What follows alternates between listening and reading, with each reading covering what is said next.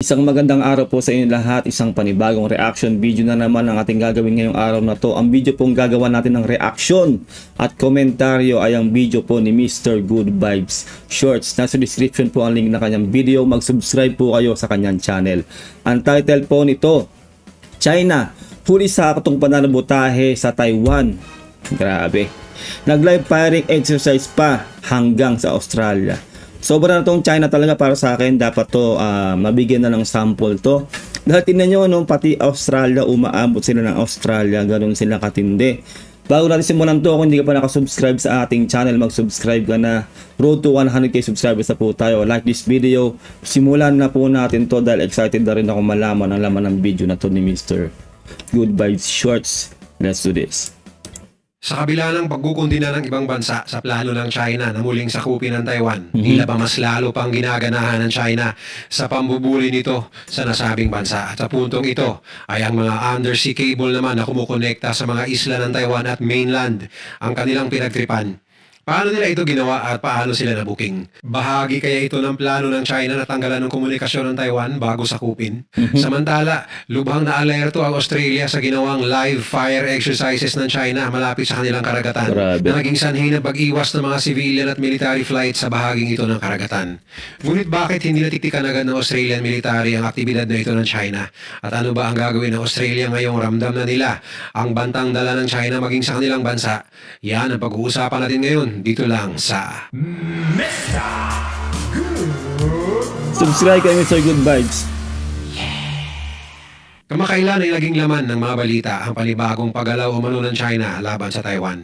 Batay sa report ng Taiwanese Coast Guard, nahuli nila at ikinulong ang mga crew ng isang cargo ship na pawang Chinese nationals matapos nila itong mahuli sa akto nang sadya nilang putulin ang mga undersea internet cable ng isang isla ng Taiwan na nakakonekta sa mainland. Grabe no, grabe tong talaga tong China.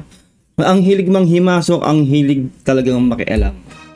Sipin nyo, no, yung cable sa ilalim po pinutol nila, hindi naman kanila yon. Grabe talaga. Hindi ka pa ba nakasubscribe sa aking channel? Dapat mag-subscribe ka na.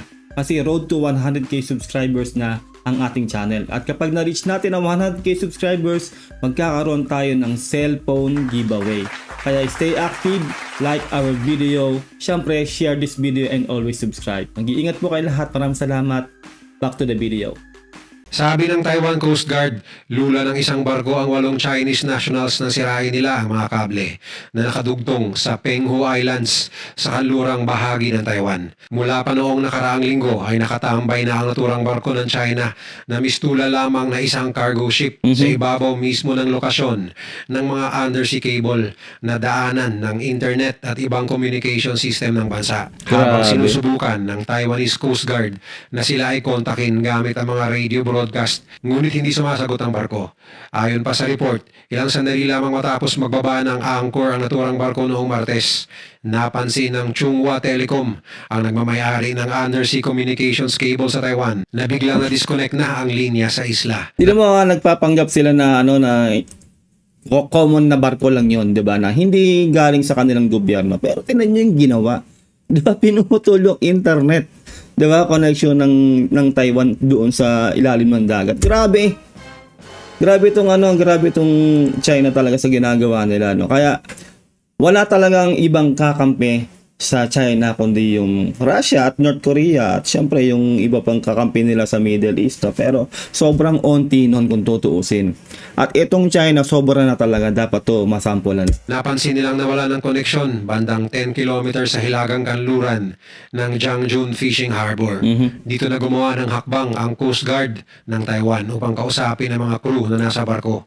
Subalit hindi pa rin sumasagot ang mga ito. Sobrang kailangan pa naman ng lahat ng tao, no? Syempre yung internet. At syempre, 90% ng semiconductor, no, yung mga microchip ay ginagawa po yan o nanggagaling niya sa Taiwan. Kaya sobrang importante po ng internet. Isipin yun, 'di ba, na ginaganyan-ganyan talaga sila ng ng China. Sobrang na tong China talaga. Kaya sobrang darating ang panahon na matatapos ang maliligayang araw nitong China na to. Kapag merong napikon talagang bansa dito sa China. Dahil dito ay pinaligiran ng Coast Guard ang barko at iniskorta nila papunta sa Port of Anping sa Tainan, Taiwan upang imbestigahan at dito na pag-alamang mga Chinese national ang laman ng barko. Sa ngayon, sinabi ng Coast Guard na tinuturing nila itong national security level threat at parte ng gray zone incursion ng China. Tama, pinasok sila tapos pinutol pa yung internet nila. Talagang ano yan, matinding ano talaga yan, threat talaga yan. Ibang level, men. Dahil na rin sa init ng geryan ng dalawang bansa. Sa statement ng Taiwanese Coast Guard, masusi nilang sinusuri kung intentional ba ang pagputol o baka na may hindi sinasadyang nasagi ng barko ang mga underwater cable. Ngunit mainit ang usaping ito kung kaya't hindi sila basta-basta naglalabas ng detalye ng mga report. Sa ngayon, nakakulong ang kapitan ng barko habang ang 7 crew ay pinayagang makalaya pansamantala, ngunit hindi pa pwedeng umalis ng Taiwan habang gumugulong ang investigasyon. Para sa akin sinasadya yan. Alam niyo naman 'di ba na nasa batas ng China na every citizen ng China ay pwedeng maging spy laban sa kalabang bansa. 'Di ba? Kaya 'yan, maring strategy ng China 'yan para paputol ang internet connection ng ng Taiwan para mahirapan sila mag-communicate. At pag nakapasok na yung China, alam niyo na, yung mga discarding ganyan, no? Mapanlamang talaga. Para hindi basta makapagpalipad ng drone. Kasi pag walang internet, mahihirapan magpalipad ng mga drone. Walang communication di ba? Alam niyo na yan, wifi, gumagamit ng wifi ang mga drones. Di ba? Kung sakaling atakihin na nila yung Taiwan, mahihirapan yung Taiwan. Lalo't kung yung internet connection na yan nanggaling sa ilalim ng dagat, di ba? Yun yung siguro pinakamalaking o pinakamalawak na internet connection ng Taiwan. Hindi natin masabi, di ba? Kaya, hindi ako naniniwala na hindi sinasadya yan. Hindi pa nalalaman ng mga otoridad ng Taiwan kung sino ang namamayari ng barko na may dalang Togolese flag. Pero sinabi ng mga otoridad na isa lamang itong flag of convenience. Tama. At may ebidensya na pagmamayari pa rin ito ng China. Diba? Ganyan ginawa na rin sa atin yan Diba nalaman nyo yung nakaraan na nahuling mahigit 20 Chinese sa atin tapos ginamit yung barko na parang yung pangalan na pang Pilipino. Pero ang lulan lahat nun puro Chinese. Ganyan yung discarding ginawa nila dito, 'di ba? Isipin niyo ibang bansa yung flag na ginamit pero yung mga nahuling crew diyan sa barko na yan ay mga Chinese. Samantala, inakusahan naman ng China ang Taiwan na minanipula umano nito ang naturang report upang palabasing kasalanan ng China ang insidente at pinupolitika umano sila. Aray. Ayon kay China's Taiwan Affairs Office spokesperson Zhu Fenglian, karaniwan lamang daw na may nangyayaring mga ganitong insidente sa karagatan. Sa katunayan ay umaabot pa sa 100 times ang ganitong mga insidente kada taon sa buong mundo. Para naman sa Taiwan, hindi na bago ang ginagawa ng China na paninira ng mga underwater cable para sa komunikasyon at internet services ng bansa.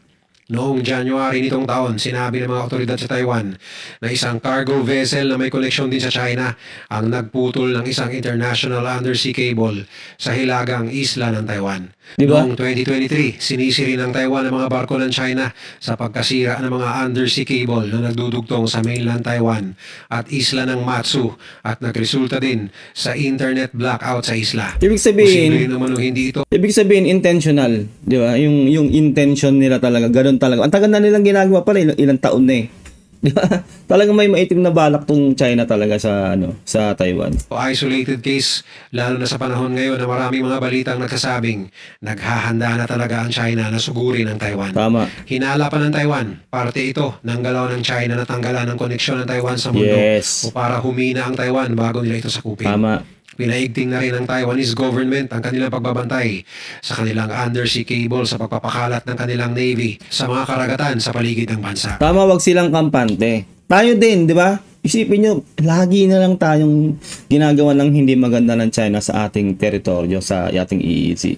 Huwag tayong kampante. Kaya nga like kong sinasabi, di ba? Lahat ng parte ng ating EEZ ay bantayan. Huwag pong doon lang sa mga laging pinupuntahan ng mga Chinese warship o Chinese vessel. Baka mamaya nakasentro tayo doon, di natin alam, nadilil lang tayo yung mga ibang parte ng EEZ natin, di natin nababantayan. Tapos doon na pala sila nagtatayo ng panibagong military island nila. Di ba? Mahirap na mangyari yun. Alam niyo naman tuso tong mga Chinese, di ba? Kasi real talk, yung malapit sa Pag-asa Island, nakuha na nga, di ba nila? Ang laki ng military base na yun. na nakuha nila. Sana wala nang makuwang base natin. At syempre, itong Taiwan din, kailangan skeptical sila lagi sa galawan ng China. Huwag silang maniniwala as in. Dahil unang-una meron silang hidwaan dyan.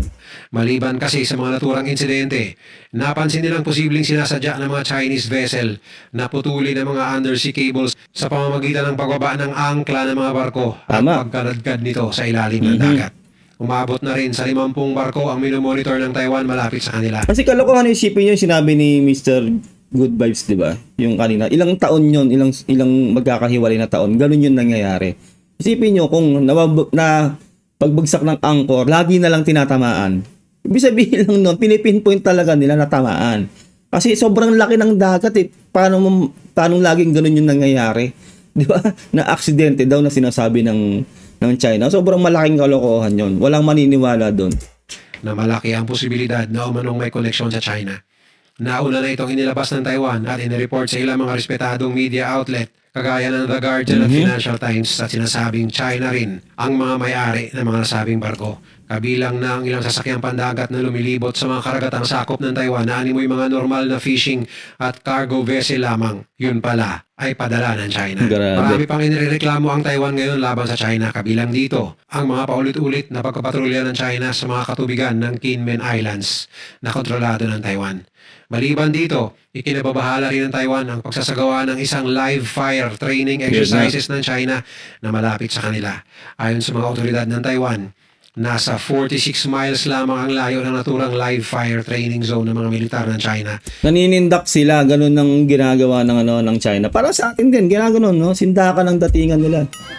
Ganun ang ginagawa. Pero sa tingin ko, hindi basta masisindak tong Taiwan. Dahil unang-una, malakas ang Taiwan. Sobrang liit ng Taiwan na bansa na yan, pero ang lakas nila. Mayamang bansa din niya at marami ring sumusuporta sa Taiwan tulad ng Amerika.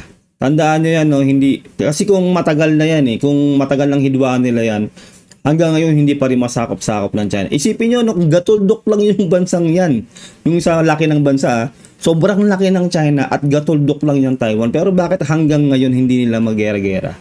Hindi makapagsimula ng pananakop yung China sa Taiwan. Kasi alam din ng China ang kalalagyan nila kapag nagsimula sila ng digmaan.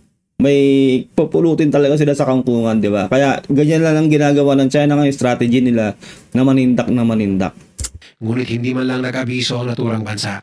Ayon sa Taiwan Defense Ministry, 32 Chinese military aircraft ang kanilang napansin sa Taiwan Strait, habang 22 rito ay lumilipad pahilaga ng Taiwan at nagsagawa ng Joint Combat Readiness Patrol kasama ang mga Chinese warship at combat planes. Dahil dito, tinuturing ng Taiwan na provocative at banta sa kanilang bansa ang ginawang ito ng China. Halos lahat na nga ng bansa, parang provocative talaga yung China. Tapos sinasabi nila sila daw yung nasa tama, sila daw yung for stability and peace sa sa region, 'di ba? Kalokohan Talagang yung China ang gumagawa ng hindi maganda diyan sa Indo-Pacific o sa buong sabihin na nating West Philippine Sea. 'Di ba? Kaya ito, tanong mo yung mismong Taiwan ay sobrang skeptical na sa kanila. Sobrang hindi kampante sa ginagawa na to ng China sa kanila. Although hindi man gumagawa talaga ng dahas sa ngayon, puro pangbabanta lang o puro amba lang, kumbaga sabi nga natin, di ba? Pero hindi pa rin pwede magsawalang bahala ang Taiwan dito. Nagpapakita rin ito na tinatakot ng China ang Taiwan. Yes. Sinabi pa ng Taiwan Defense Ministry na nilabag ng China ang international law sa kanilang pagpasok at pagsasagawa ng mga military drill sa teritoryo ng ibang bansa. Lahat na lang nilalabag ng China. Yung teritoryo natin, atin yon, malamang, di ba? I-easy natin yon. Napanalunan natin Arbitral Award 2016. Legal na atin yon. Pinapasok tayo basa-basa ng China. Di ba? Lahat yan, yung Taiwan, yung Japan, yung South Korea. Ganyan lahat. Hindi ko alam kung anong meron dito sa leader ng China kung bakit ganto kabalahura tong leader na to Diba? Ayaw, imbis na kaibiganin niya yung mga neighboring country niya, ay inaaway niya. Diba? Paano na lang kung yung sinasabi ko, diba, noon pa na, paano na lang pag naisipan ng lahat na magkakamping bansa niyang allied nation, no? According sa atin, lahat tayo, sakop tayo noon ay nagtulong-tulong na atakihin sila. Wala na. Mapupulbos ang bansa nila talaga. Hindi sila uubra. Dahil itong China talaga ay sobrang provocative. ginagawa nila lahat ng hindi maganda sa neighboring country nila. Kaya darating talaga ang panahon ay nako, wala maabot tong China. At wala man lang warning sa Taiwan. Kasama sa mga lugar na apektado ng naturang live fire military training ang Pingtung at Kaohsiung na isang strategic commercial hub at isa sa mga pinakabising lugar sa Taiwan. Sa ngayon, wala pang pahayag tungkol dito ang China, ngunit mariin nilang pinupunto na kanila ang Taiwan at wala namang masama sa kanilang mga ginagawa. Bilang tugon naman, nagpadala na ang Taiwan ng mga puwersang militar sa lupa at tubigan at pangipapawid upang mag-monitor at maging alerto sa naturang fire drill ng China. Hindi talaga sila pwedeng pumampante. At yung sinabi ng China, no, wala raw silang masamang ginagawa. Ganon katindi si Xi Jinping. Di ba? Nanggagaslight tayo na, ay nawa talaga to Xi Jinping, no? Wala raw silang ginagawang masama. Nananawagan na rin ang Taiwan sa mundo na maging alerto din sa mga ginagawa ng China na nagpapakita ng pagsira ng seguridad ng rehiyon at hindi malayong gagawin ito ng China sa ibang parte ng mundo kapag nagtagumpay sila. Kaya nga si Donald Trump, 'di ba, grabe yung taripa, 150% tariff, no, para mabaldado talaga tong China kasi kitang-kita naman, isipin niyo, yung pinakamalakas na bansa sa buong mundo, walang tiwala sa China. Di ba, yung leader, si Donald Trump, walang tiwala sa China dahil alam niya yung adhikain ng China. At alam naman natin, hindi naman siguro tayo mga bulag pipit bingi. Alam natin yung ginagawa ng China sa atin. At hindi lang sa atin, pati sa ibang bansa. Ayan, tulad na rin sa Taiwan, di ba? Sa Japan, basta rin nila pinapasok. At yun nga, yung kailan lang yung susunod dito ni Mr. Good Vibes, yung sa Australia, yun nangyayari ngayon. Di ba? Isipin yung umaabot na sila ng Australia. Diba? Nanggigipit sila, gumagawa sila ng hindi maganda sa halos lahat ng bansa. Itong China, talaga naghahanap sila ng sakit ng katawan ng China, no, grabe. Sa Taiwan. Samantala, sinabi ng Taiwan Defense Ministry na bahagi ang naturang training drill zone na ginamit ng China sa international shipping lanes at posible pang maging banta sa international aviation at maritime navigation. Ayon pa sa Taiwan, nagmimistulang nangunguna ang China sa banta ng pangdaigdigang seguridad lalo sa Taiwan Strait at Indo-Pacific region. Kaya mas lalo lamang lumakas ang ideya na naghahanda na talaga ang China na sakupin ng Taiwan. Dahil sa report na may panawagan umano ang isang mataas na opisyal ng China ng mas matinding effort galing sa kanilang mga kasundaluhan bilang paghahanda sa posibleng pagiging isa ng China at Taiwan. Sinabi rin ng mga opisyal ng Taiwan na pareho ito sa iba pang mga galaw ng China. Actually, hindi hahayaan ng mga kaalyadong bansa ng Taiwan yung gagawin na yan ng China. Bago pa man masimulan yan ng China, i-intercept na yan lalo ng Amerika. Sobrang gigil ni Donald Trump dyan kay Xi Jinping. Alam nyo naman yan, di ba? Kaya hindi hahayaan ng Amerika yan. Dahil syempre, sabi ko nga, di ba, 90% ng semiconductor, yung mga microchip ay dyan nagbumula sa Taiwan. Hindi hahayaan ni Donald Trump o ng mga kaalyadong bansa ng Taiwan na makuha yan ng China. Kasi magkukulaps tayong lahat. Lahat ng mga gadgets natin ay dyan lang halos 90% ng gagaling mga microchip sa Taiwan. Hindi pa pwedeng mapasakamayan ng China. Kaya bago pa man talaga simula ng China na gumawa ng hindi maganda sa Taiwan, ay may intercept na yan ng Amerika at ng iba pa pong kaalyado ng Taiwan. Kabilang na ang isa pang military activity malapit naman sa Australia na kilalang tumutulig sa rin sa China.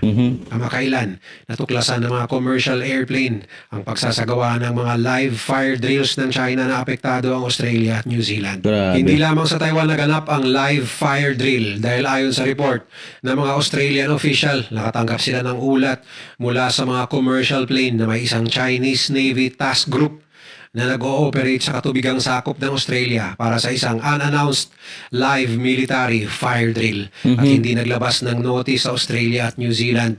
Batay sa report, isang PLA Navy ship na Zunyi at isang supply tanker kasama ang isang cruiser vessel ang pumasok sa katubigan ng Australia. Grabe, no, sobrang balahura talaga ng China. Walang respeto sa mga sariling EEZ na sa mga teritoryo na may teritoryo. Basta-basta pumapasok, hindi nag-a-announce, hindi nagpapaalam. Tapos ganyan siyempre ginagawa, fire drill. Kasi sabihin natin hindi man pag-atake yan. Pero nakakabahala kasi siyempre fire drill yan. Alam niyo naman, di ba? Nagpapaputok sila.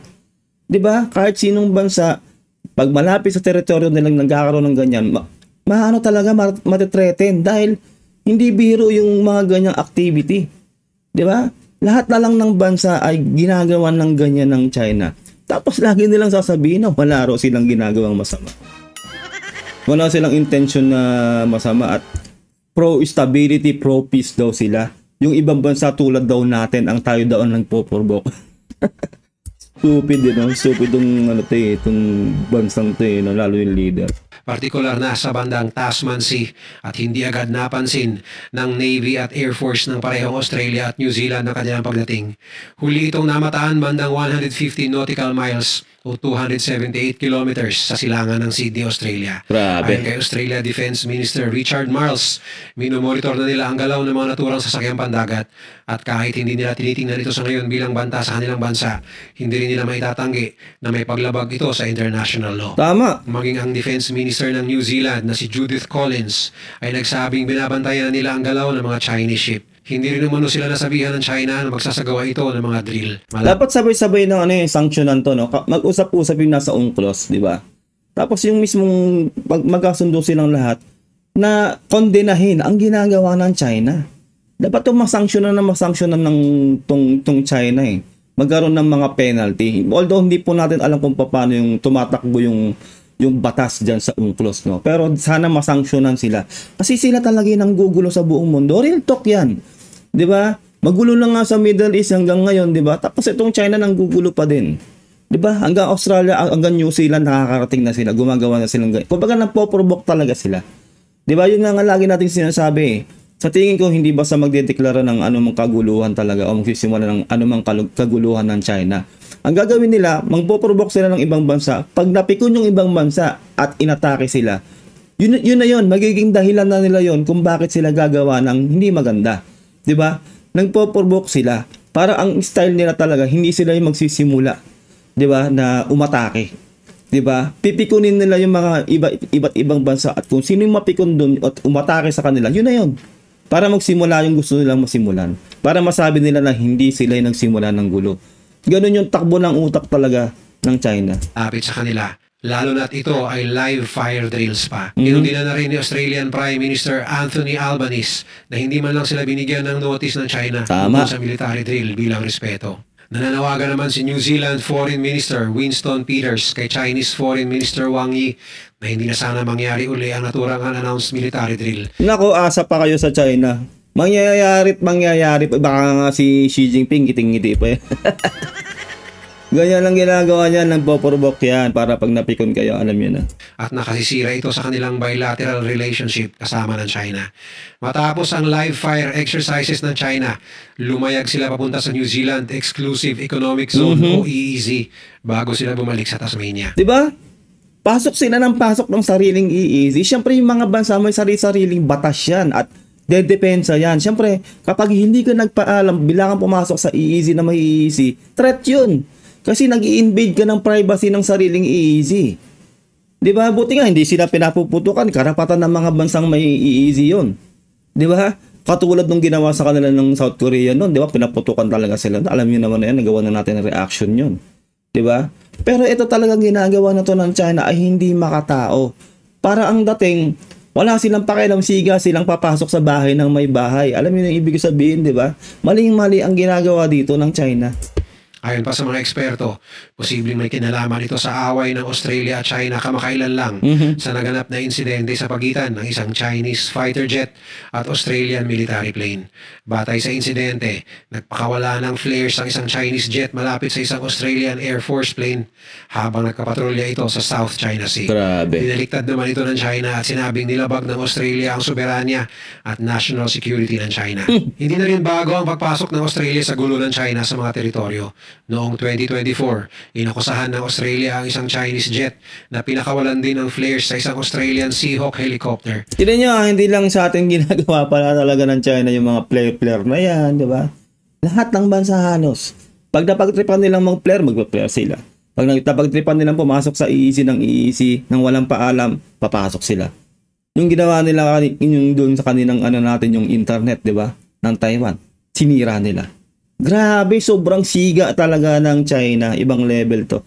Noong 2023, inakusahan ng isang Chinese destroyer ng pambobomba ng mga sonar pulse sa isang grupo ng Australian Navy divers sa karagatan ng Japan. Nasanhi ng pagka-injured ng ilan sa kanila.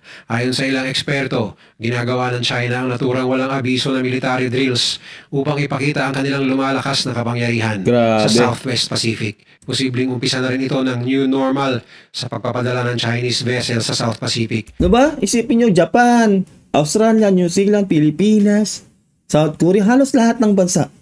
Pag napagtripan nilang sigain, diba, na barubalin, gagawin nila. Dapat to talaga mag-usap-usap talaga lahat ng magkakaladong bansa, ano? Bigyan ng matinding leksyon tong China. Maling-mali. Sobrang mali ang ginagawa ng China. Hindi naman bago ang naturang lugar sa China dahil naging maayos na alternatibong ruta ng mga Chinese vessel ang lugar na ito simula pa noong 2007. Samantala, sinagot na ng China ang naturang galaw nito na umano'y naapektuhan ng Australia. Ayon kay Chinese Ambassador to Australia, Xiao Chan, wala namang banta sa Australia noong sila ay nagsagawa ng live fire drills. Normal lang din umano ang kanilang ginagawang exercises. Lagi na lang normal lang sinasabi nila. Normal lang daw na pumasok sila ng iisi na may iisi. Normal lang daw na mag-paddle sila malapit dun sa bansa na, ay nako. Nakakatawa na lang tong China, no? Kung baga wala silang pakialam.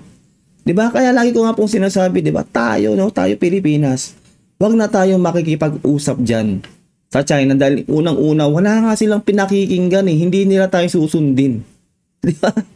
Ang gawin na lang ng Pilipinas at lahat ng mga bansa na ginaganyan-ganyan ng China ay dumepensa at maging alerto at magpalakas. Lalo tayong Pilipinas. Magpalakas na lang tayo na magpalakas. Diba? Ganun na lang gawin natin. Alam natin na walang kapupulutan, no? Kapag nakipag-usap pa tayo sa China. Alam naman natin nangyari nung sa DFA, diba? O, ilang araw lang, ilang linggo lang sila rin yung sumira sa usapan. Diba yung China? Kaya wag na tayo makikipag-usap dyan sa China. Karagatan, ligtas, nasa standard at professional naman umano ang pagsasagawa ng China sa live military drills. Wala umanong dapat pag-isipan na masama ang Australia sa ginawa ng China, lalo na at magkaibigan naman ang dalawang bansa. Isa pa, totoo namang nagbigay ng notice. Tignan nyo ha, magkaibigan bansa daw sila, sabi ng China. Pero bakit basta silang pasok na pasok ng EEC? Mismo kaibigan bansa nila, natitreaten sa kanila na mali yung ginagawa nila. Di ba? Isipin nyo yung kaibigan bansa mo na, ginaganyan mo. Paano pa kaya yung hindi mo kaibigan bansa? Grabe tong China talaga. Kaya tama, kung totoong magkaibigan bansa yung Australia at China, lalayasan na rin sila ng Australia niya malamang. Baka mamaya nga, tatry rin sila ng China. Di ba ganun, magiging skeptical talaga yung pag-iisip ng Australia dyan. Dahil ginaganyan sila ng China pala mulat sa pool. Piniplayer sila, nagmi-military fire drill dyan sa malapit sa kanila. Sobrang delikado kasi po talaga nun eh, di ba? Diba? Kaibigan na rin sila pero ganyan yung ginagawa nila. Grabe tong China. Lalo na at magkaibigan naman ang dalawang bansa. Isa pa, totoo namang nagbigay ng notice ang China sa Australia ayon kay Xiao. Aray. Sa ngayon, iniimbestigahan na rin ng Australian defense officials ang naganap na live fire exercise at ang dahilan bakit ang mga nakadetect pa ay mga commercial plane na bumabiyahe sa area at hindi ang militar. Sasabihin ba ng Australia yon na hindi nagpaalam yung China? Kung nagpaalam talaga yung China, di ba kung sinasabi nga ng China na magkaibigang bansa sila, syempre mag-aabiso talaga tong China.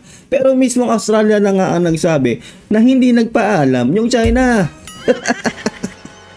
Ay nako Australia, kung ako sa inyo, kung totoo magkasundo kayong bansa ng China, lumayas na rin kayo dyan. Lumayo na kayo dyan sa China. Nako, wala kayong mawapala dyan sa China, tatry-do rin lang kayo niyan. Dahil dito, bahagyang nabago ang schedule ng mga aeroplano papasok at palabas sa bansa dahil sa pag-iwas sa naturang lugar. Labis naman ang pagkakabahala ng mga mamamayan ng Australia dahil duda sila sa kapasidad ng kanilang militar na ipagtanggol ang bansa sa oras ng isang foreign threat kagaya ng China.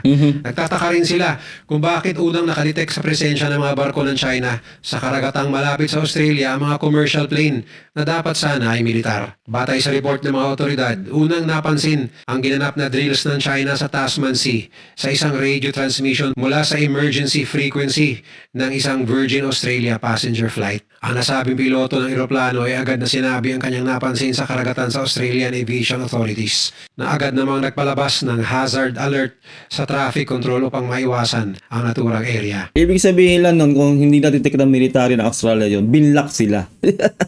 Binlock yung signal nila ng China, di ba? Kasi commercial flight eh.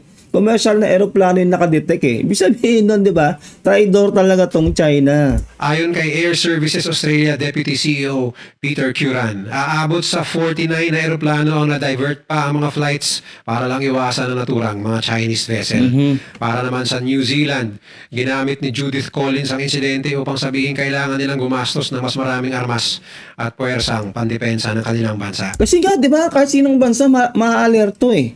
Dapat talaga magpalakas, 'di ba?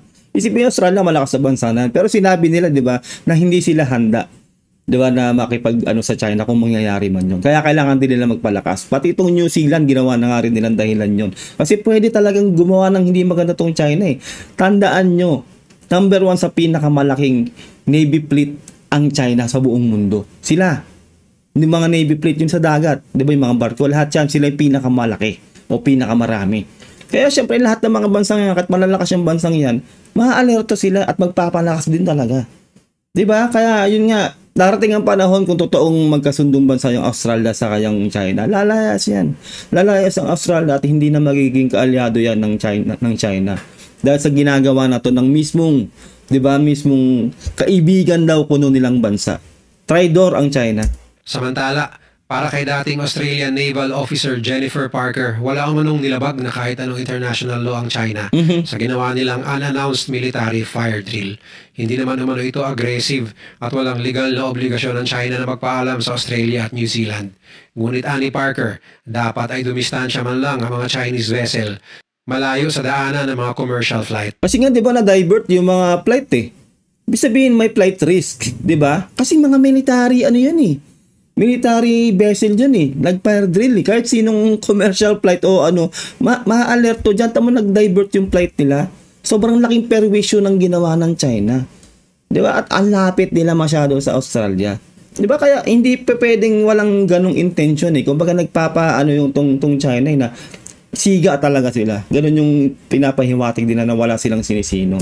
Dahil dito, posibleng tawagan ng diplomatic discussion sa Australian Parliament ang ginawa ng China dahil nagbibigay ito ng banta sa seguridad ng mga sibilyan sa buong bansa. Para naman kay Stephen Nagy, isang politics at international studies professor sa Tokyo International Christian University, strategiya ng China na magsagawa ng mga ganitong unannounced military drill upang ipakita sa ibang bansa ang kakayahan ng kanilang puwersa militar. Pagpapakita rin naman ito na mas malayo na ang kanilang narating ngayon. Ganyan yan eh, nagpa-flex sila, di ba? Pinaplex nila yung lakas nila, ng Navy fleet nila. Para nga naman mag-trending, alam niyo naman, ang balita ngayon sa internet, ang bilis yan, parang pumakalat, di ba? Para mag-trending sila, ma-threaten yung ibang bansa na, uy, grabe yung ginawa ng China, ganun style. Totoo yan yung sinasabi dito ni Mr. Good Vibes na ganun yung gustong mangyari talaga ng China. Na mag-trending sila para pag-usapan sila ng buong mundo. Para ma-flex nila kung gaano sila kalakas. 'Di ba? Yun nga lang, lagi natin sinasabi na, 'di ba? Si Goliath ngay bumagsak kay Samson eh. 'Di ba? Kahit gaano ka pa kalaki. Tapos pagtutulungan ka pa ng malalakas sa bansa.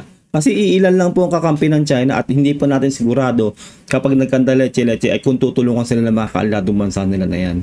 Sobrang yung kalabang bansa ng China, tulad natin, 'di ba? Ang dami natin magkakampi.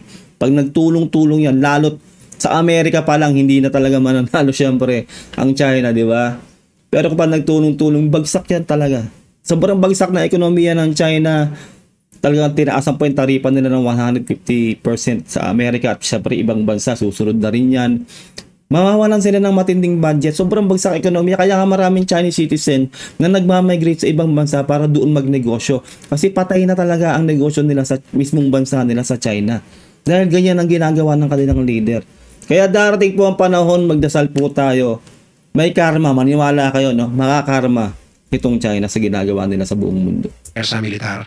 Pagpapakita rin naman ito na mas malayo na ang kanilang narating ngayon kumpara sa Estados Unidos sa kanilang kapangyarihan sa karagatan. Pero basa ng ilang eksperto, pinapakita na naturang mga live military drill na wala ng plano ang China na pagbutihin pa ang kanilang relasyon sa mga bansa sa Indo-Pacific region. Wala talaga. Talagang gusto nila sakupin lahat. Isipin mo lahat ng nasa palibot na yan, kaaway ng Di ba? Lahat yan, kaaway, halos ng China, Japan, Philippines, India, Indonesia, lahat yan. Wala silang kakampi. Di ba? Ang kakampi nga lang talaga nila yung Russia lang sa North Korea. Di ba? Saka yung Iran. Yun lang. Di ba? Wala silang gusto, hindi nila gusto ng kapayapaan. Tapos sasabihin nila sila yung pro-peace, sila yung pro-stability, di ba? Sobrang malaking kalokohan yung ginagawa na to ng China. Ipinapakita mo nila na mas gusto ng China ang dahas kumpara sa mapayapang pakikitungo. Tama.